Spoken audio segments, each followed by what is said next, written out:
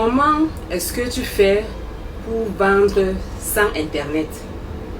Parce que peut-être tu vas me dire tout le temps, oui Stéphanie, tu dis qu'on doit se positionner, en ligne. Je ne veux pas qu'on voit mon visage, je ne veux pas me montrer en ligne, je ne veux pas vendre sur Internet. Comme vous pensez qu'Internet là c'est pour tout le monde. Ok, je te comprends.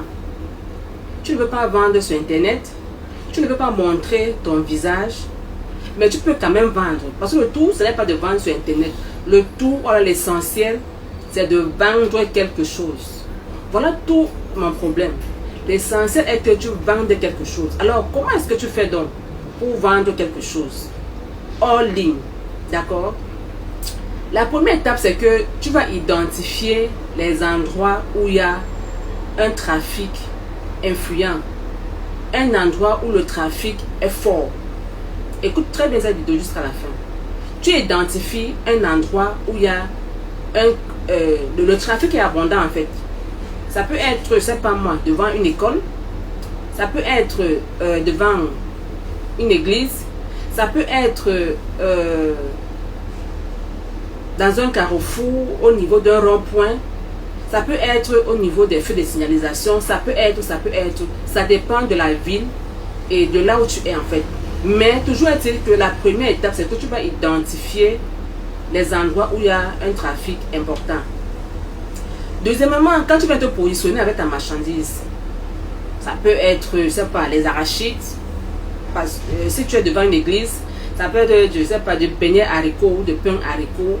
Si tu es devant une école, ça peut être, je sais pas, la Bible, ça peut être le chapelet, ça peut être des chapeaux, ça peut être, dépendamment de là où tu te positionnes. Quand tu es déjà positionné avec ta marchandise devant, à cet endroit-là, tu dois faire comme une étude de terrain, de marché en fait, comme une étude de cas.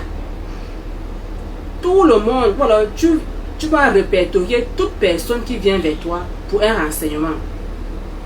Imaginons que tu as 100 personnes qui viennent te demander combien est-ce que coûte ton stylo. Dans les 100 personnes qui te demandent combien est-ce que coûte ton stylo, combien achètent? Parmi ceux qui achètent ton stylo, est-ce que ce sont des femmes? Est-ce que ce sont des hommes? Est-ce que ce sont des adolescents? Est-ce que ce sont des enfants? Est-ce que ce sont des personnes du troisième âge par exemple? Tu fais cette étude de marché. Ça c'est pour bien vendre plus tard. Parce que généralement quand on commence, on ne sait pas encore quoi faire, quoi proposer, comment est-ce qu'on se positionne. Donc ça c'est, quand tu commences là, tu cherches, tu tâtes un peu, c'est-à-dire que fais un effort. Où est-ce que ces personnes habitent? Est-ce que ce sont les consommateurs directs ou est-ce que ce sont les consommateurs indirects? Je ne veux pas entrer dans tous les détails pour ne pas rendre la vidéo très longue. Donc, tu fais cet ensemble, cette étude de marché là, et tu fais maintenant le ratio. Des 100 personnes qui ont demandé, il y avait, je ne sais pas moi, par exemple 20 femmes. Les 20 femmes habitent le quartier X. Ceux qui n'ont pas demandé habitent le quartier Y. Ceux qui, je ne sais pas, il y avait 25% de consommateurs directs et par exemple 5% de consommateurs indirects. On va prendre ça comme ça. Tu vas donc faire les calculs, tu fais la différence. Tu vas comprendre que, par exemple, ton produit, par exemple, les 20% qui achètent ton produit, par exemple, habitent des quartiers UP. Ça, c'est un exemple. Quand tu as repéré que ce sont les femmes qui habitent les quartiers UP, qui vont généralement dans tel endroit, c'est là-bas maintenant que tu vas te positionner pour vendre ton produit.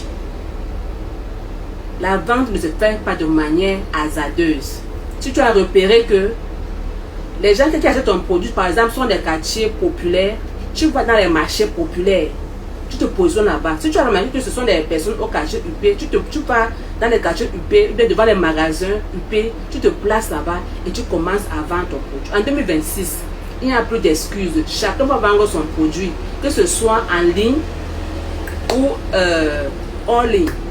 J'espère que cette vidéo t'a aidé et que tu vas véritablement te positionner.